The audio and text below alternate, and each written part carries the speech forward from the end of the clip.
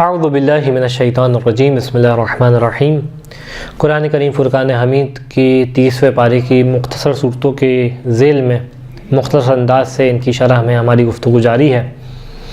آج جس سورہ کی شرح اور جس سورہ کے الفاظ کے اوپر مفسرین کے انداز سے تفسیر کرتے دکھائی دیتے ہیں، اس سلسلے میں گفتگو کا ارادہ کیا سورہ مبارکہ کوثر۔ یہ قرآن کی مختصر ترین سورہ ہے اور یہ وہ سورہ ہے کہ جو قرآن کی خاص ترین سورہ ہے، یعنی یہ وہ سورہ ہے کہ جو اپنے اندر قرآن کی منفرد ترین سورہ ہے، اور اس کی بہت سارے خصائص ہیں جو خدا نے خاص کر اس سورہ سے قرار دیے ہیں۔ پہلا تو یہ کہ قرآن کی مختصر ترین سورہ، یعنی اتنی چھوٹی سورہ قرآن میں موجود نہیں ہے، 3 آیتوں کے اوپر اور 2 الفاظ کی اس کی آیات ہیں۔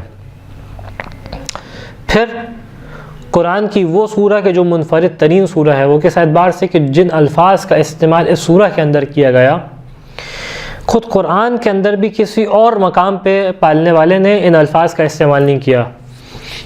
مثال کے طور پہ الکوثر، یہ کلمہ الکوثر قرآن میں اور کسی مقام پہ ہمیں نہیں دکھائی دیتا۔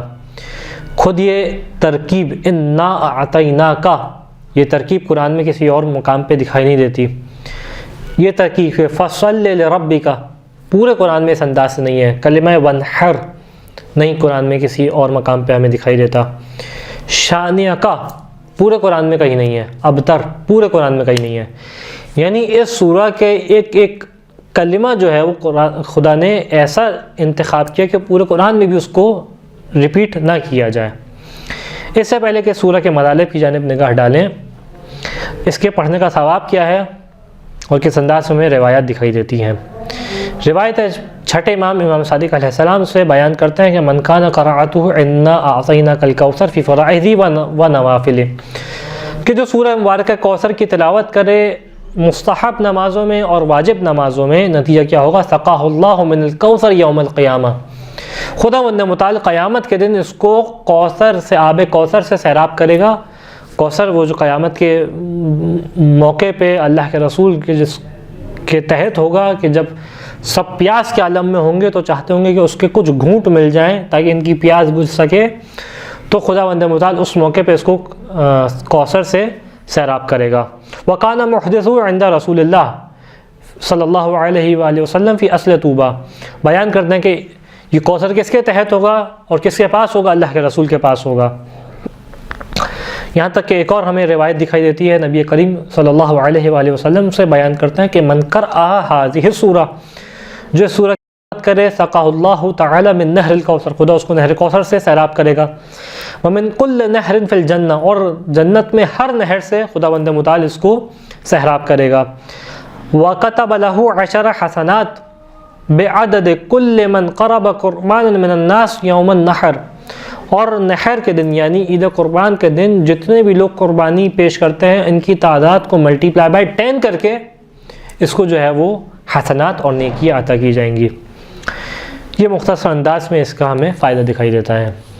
اس سورہ کی اوپر نگاہ ڈالیں تو یہ وہ سورہ ہے کہ جو قرآن کی مختصر ترین سورہ اور ایک انداز شعر میں سورہ دکھائی دیتی ہے، یعنی جس انداز میں کوئی شعر ہوتا ہے اس کے اندر ردیف اور قافیہ ہوتا ہے آخر کی حرکات کے اعتبار سے، اسی طریقے سے سورہ بھی ہے کہ کوثر، ونحر، ابتر، سب کے اندر جو ہے وہ ار کر کے جو ہے وہ ریپیٹیشن ہو رہی ہے، تو ایک انداز سے ایک ہلکا سا ٹچ ہے ایک شاعری کے اعتبار سے۔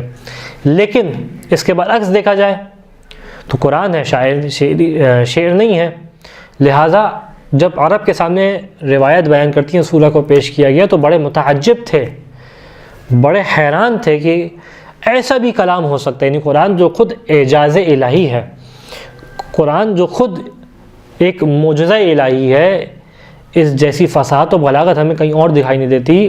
اس کا تحدی، اس کا چیلنج ہے پوری دنیا عرب کے لیے، لیکن کوئی اس کے مقابل میں کچھ لے کے نہیں آ سکا۔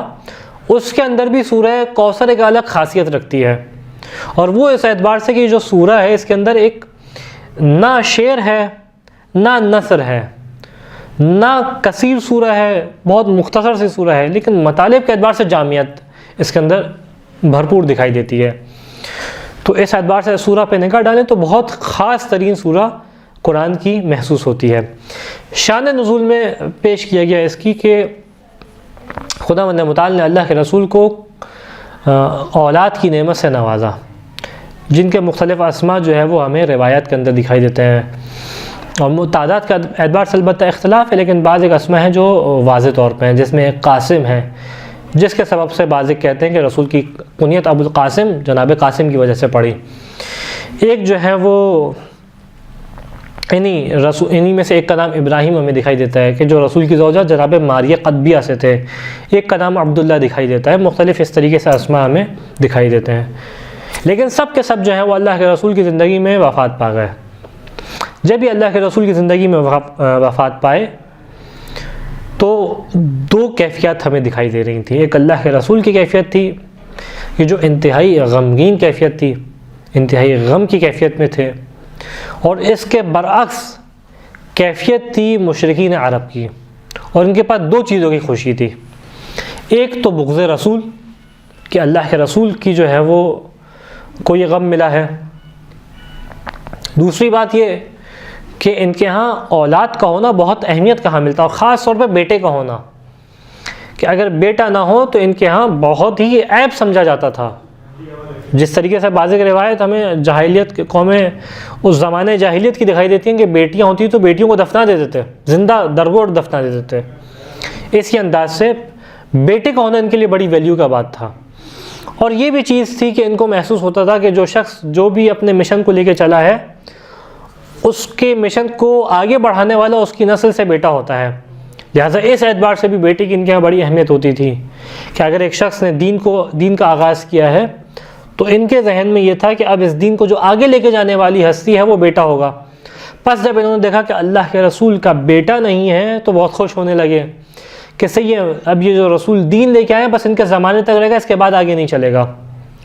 اور اس خوشی کے عالم میں انہوں نے رسول کو طعنہ دیا، اور خاص طور پہ روایات پیش کرتی ہیں آس ابن عمرو نے، آس ابن حکم اور ان جیسے لوگوں نے جو ہے اللہ کے رسول کو طعنہ دیا، اور کیا کہا؟ ابتر کہہ کے مخاطب کیا، یا ابتر، نعوذ باللہ من ذالک۔ ابتر عربی میں کہتے ہیں، اب کیونکہ اللہ کے رسول کے لیے لہٰذا میں بہت ہی خفی الفاظ کے ساتھ اس کو پیش کر رہا ہوں کہ کہیں خدا نخواستہ بارگاہ رسول میں توہین نہ ہو سکے۔ اور ابتر کہتے ہیں اس جانور کو کہ جس کے پیچھے سے اس کی دم کو کاٹ دیا گیا ہو۔ یہ عرب توہین میں اہانت کے طور پہ استعمال کرتے تھے ایک ایسے شخص کے لیے کہ جس کی کوئی نسل نہ ہو، اور خاص طور پر بیٹا نہ ہو، کیونکہ ان کو لگتا تھا کہ نسل صرف بیٹے سے چلے گی۔ بس اللہ کے رسول کو اس چیز کا طعنہ دیا، اللہ کے رسول کو اس طعنے کی وجہ سے اللہ کے رسول غمزدہ ہوئے، اس بات کو انہوں نے محسوس کیا، لہٰذا خدا نے اللہ کے رسول کو غم کو دور کرنے کے لیے اور کفار کو جواب دینے کے لیے فوراً سورہ کو نازل کیا، کہ جو سورہ اپنے الفاظ کے اعتبار سے ایک جلال الہی کا مظہر ہے۔ محسوس ہوتا ہے کہ کس طریقے سے جلالت کے عالم میں خدا خطاب کر رہا ہے، کہ ایسا فصاحت و بلاغت کا کلام ہے کہ نہ شعر ہے نہ نثر ہے، یعنی قرآن کے اندر بھی سورہ کوثر کی فصاحت و بلاغت ایک بالکل مختلف انداز میں دکھائی دیتی ہے، کم ترین الفاظ میں اتنے عظیم معنی پہنچا دیے، اور کس انداز میں انا اعطیناک الکوثر، اے حبیب ہم نے آپ کو کوثر عطا کیا ہے، یقین ہم نے آپ کو کوثر عطا کیا ہے۔ انا کی تاکید، اور پھر لفظ انا نہیں بولا، یعنی کہ خود اس جانب اشارہ ہے کہ کلمہ جمع کا صیغہ ہے، اور متکلم مع غیر واحدہ ہے، یعنی وہ کلام کے جہاں کہنے والا جب کہتا ہے کہ جب وہ ایک نہ ہو ایک سے زیادہ ہو، تو مفسرین نے اشارہ کیا کہ یہاں پہ اس جانب اشارہ ہے کہ اللہ کے رسول کو جب خدا یہ سورہ عطا کر رہا ہے تو اپنی عظمت کا اظہار کرنا چاہتا ہے، اپنی فضیلت کا اظہار کرنا چاہتا ہے، اپنی بڑائی اور کبریائی کا اظہار کرنا چاہتا ہے کہ ہم نے آپ کو عطا کیا اور ہم کوئی معمولی نہیں ہے، اس جانب اشارہ۔ پھر لفظ اعطا کا استعمال کیا۔ اعطا عربی میں جب کہتے ہیں جب سامنے والے کو مالک بنایا جا رہا ہو کسی چیز کا، تو ہم نے آپ کو کوثر کا مالک قرار دیا ہے۔ اب یہاں پہ آتے ہیں لفظ کوثر۔ کوثر عربی میں نکلا ہے بروزن فوعل، یہ عربی کا وزن، فوعل کا وزن، جب استعمال کیا جاتا ہے جب کسی چیز کی کثرت کی جانب اشارہ کرنا ہو. اب دیکھیں کس انداز میں خدا نے لفظ استعمال کیا. پہلی بات تو یہ وزن فعال کہ جس کے وزن پہ کوثر ہے استعمال کیا جاتا ہے جب کسی چیز کی بہت زیادہ کثرت کی جانب اشارہ کرنا ہو. پھر خود اس وزن کے اندر ڈالا حروف کاثارا کو جو کہ خود کثرت کے اوپر دلالت ہے. جب کہنا ہو کوئی چیز بہت زیادہ تو انسان کہتا ہے کثیر. اس لفظ کثیر کے مادے کو فعال کے وزن پہ ڈال دیا، یعنی جو پہلے ہی اپنے معنی کے اندر کثرت رکھتا ہے اس کے اندر مزید تاکید پیدا کی کہ بہت زیادہ ہے. تو یعنی خدا اس کو شمار کرنے میں کہہ رہا ہے کہ ایک ایسی چیز عطا کی ہے جو انتہائی زیادہ ہے، انتہائی زیادہ اپنے مادے کے اعتبار سے، اور پھر لفظ وزن فعال کے اندر اس کو ڈالا. اب یہاں پہ سوال یہ کہ کوثر سے مراد کیا ہے، وہ کون سی شے ہے جو بہت زیادہ ہے کہ جس کو کثیر سے بھی کہا جا رہا ہے اور وزن فعال کے اوپر ڈالا جا رہا ہے.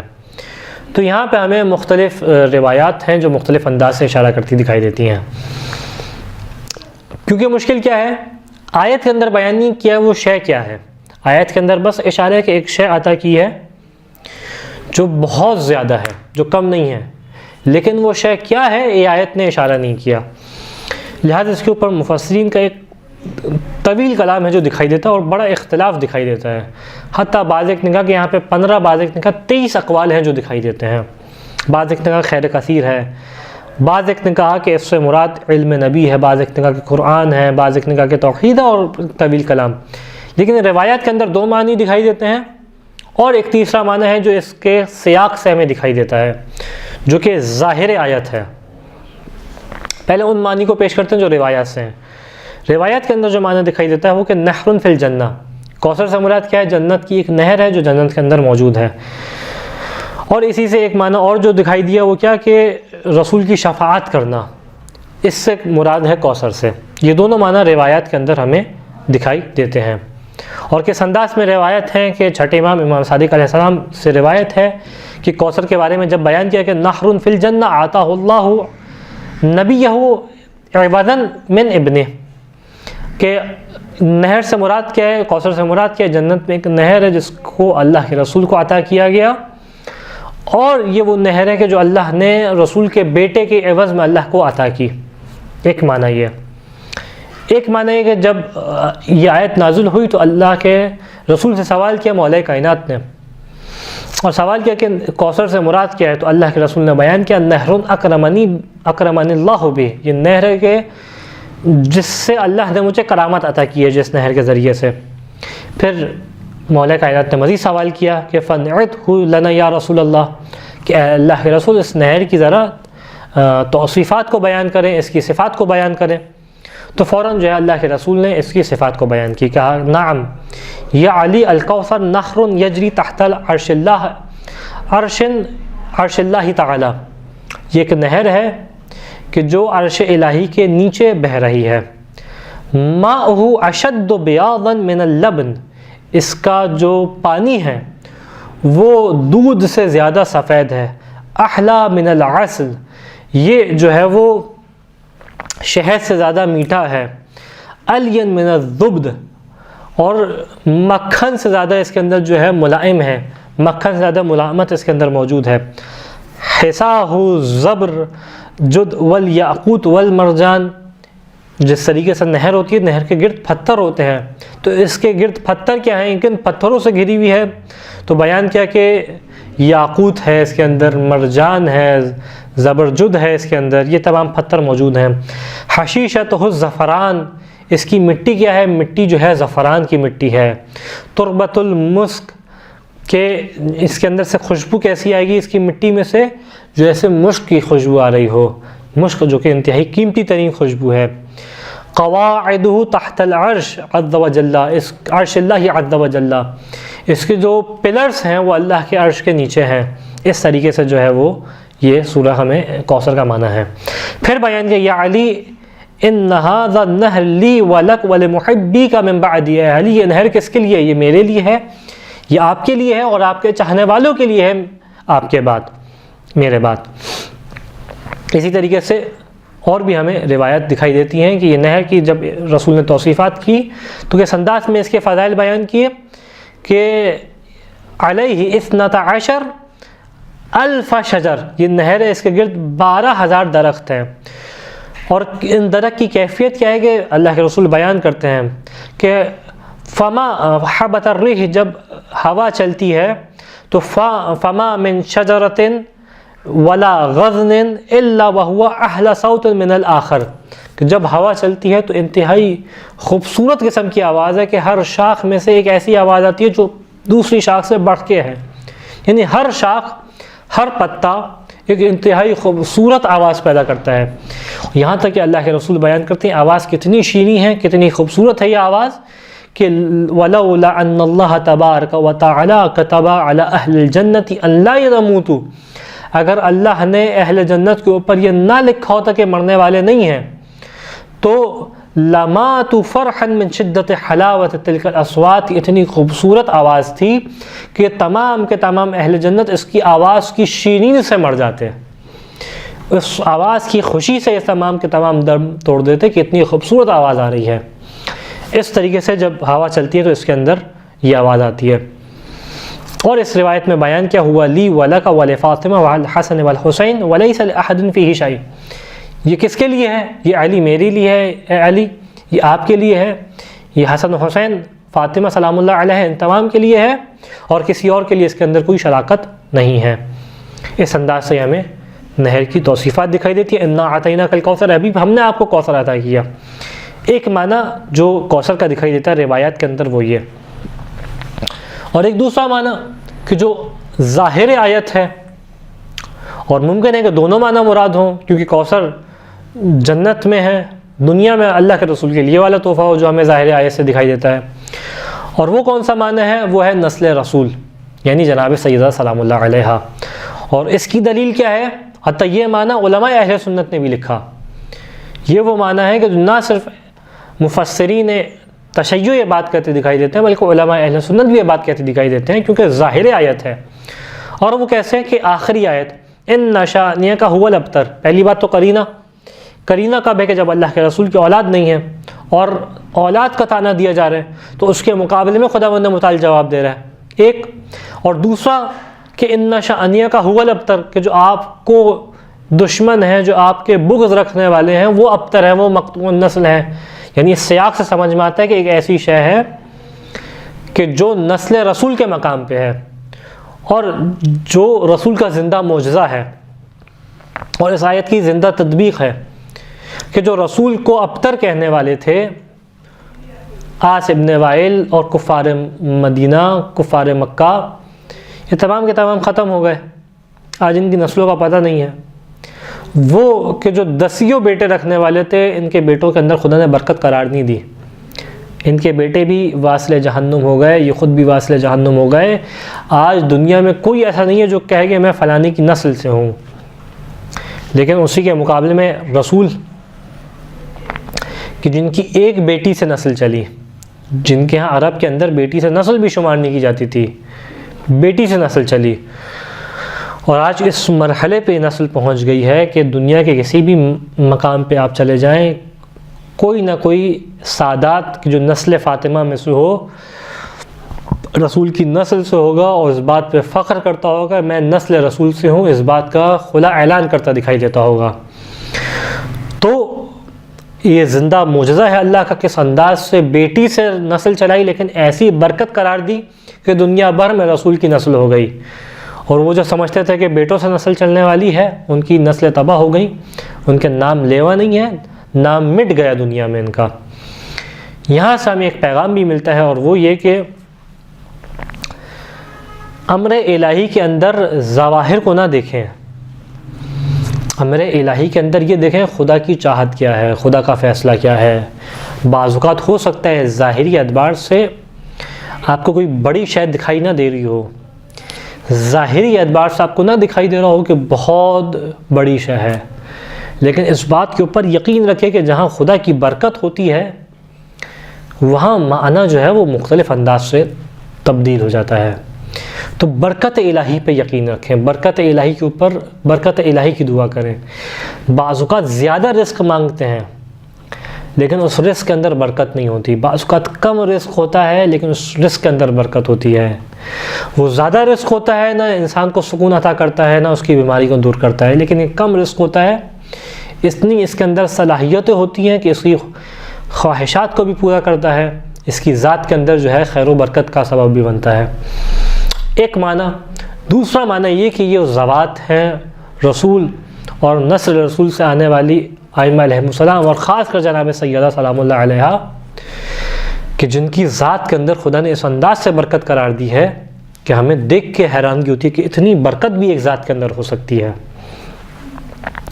کہ ان کے افعال کے اندر، ان کے الفاظ کے اندر، ان کے افعال کے اندر خدا نے خیر و برکت قرار دی ہے۔ پس ان کے وزن کو کسی اور سے موازنہ نہ کیا جائے اس اعتبار سے کہ انہوں نے یہ کام کیا، فلانے نے بھی یہ کام کیا، نہیں، ان کے کام کے اندر ایک خاص برکت ہے جو دنیا میں کسی اور کے لیے خدا بند متعال نے قرار نہیں دی۔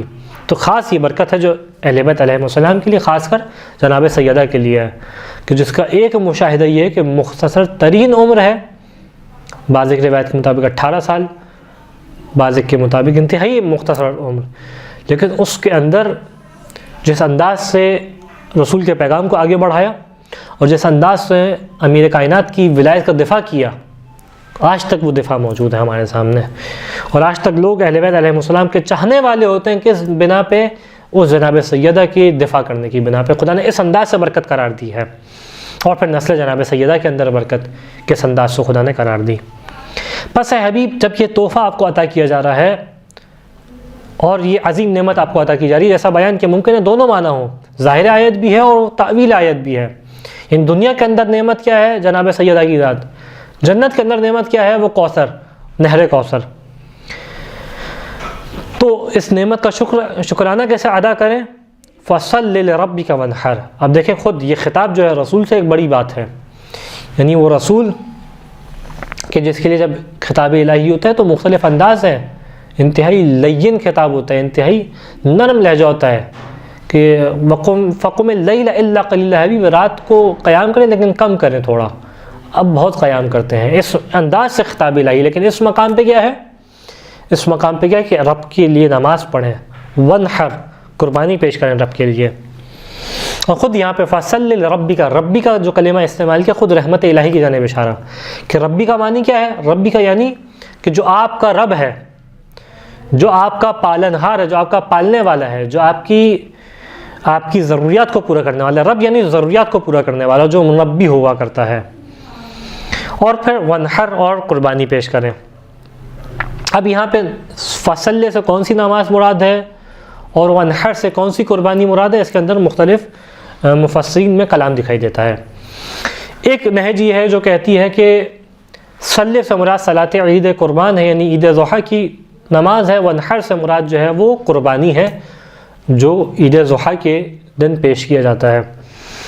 لیکن دوسرا معنی جو روایت کے اندر دکھائی دیتا ہے وہ بالکل مختلف معنی ہے۔ وہ معنی کیا ہے جو تعبیل آیت ہے، جو حقیقت آیت ہے، وہ کیا کہ یہاں پہ وَانْحَرْ سے مراد قربانی نہیں ہے، گو کہ ظاہری معنی وَانْحَرْ کا معنی ہوتا ہے قربان کرنا، یعنی اونٹ کو جب قربان کیا جاتا ہے تو اس کو کہا جاتا ہے نحر کرنا۔ اس آیت کے اندر ظاہری معنی کیا کہ نحر کیا جائے، لیکن حقیقی معنی کیا؟ تعبیل آیت کیا ہے جو پلٹتی ہے حقیقی معنی کی جانب، حقیقت مراد الہی کیا ہے؟ وہ ظاہری اعتبار سے نحر کرنا اور قربانی نہیں ہے، بلکہ کیا ہے؟ بلکہ یہ ہے کہ نماز کے موقع پہ جب کھڑے ہوں تو بارگاہ الہی میں ہاتھوں کو اس انداز سے بلند کریں۔ اور یہ معنی کہاں سے نکلا؟ روایات کے اندر بھی ہے، اور عربی کے اعتبار سے کہاں سے نکلا؟ نحرہ کا ایک معنی جیسا پیش کیا قربانی کرنا، اور دوسرا معنی ہے دو چیزوں کا مد مقابل آنا، ایک دوسرے کے آمنے سامنے ہونا۔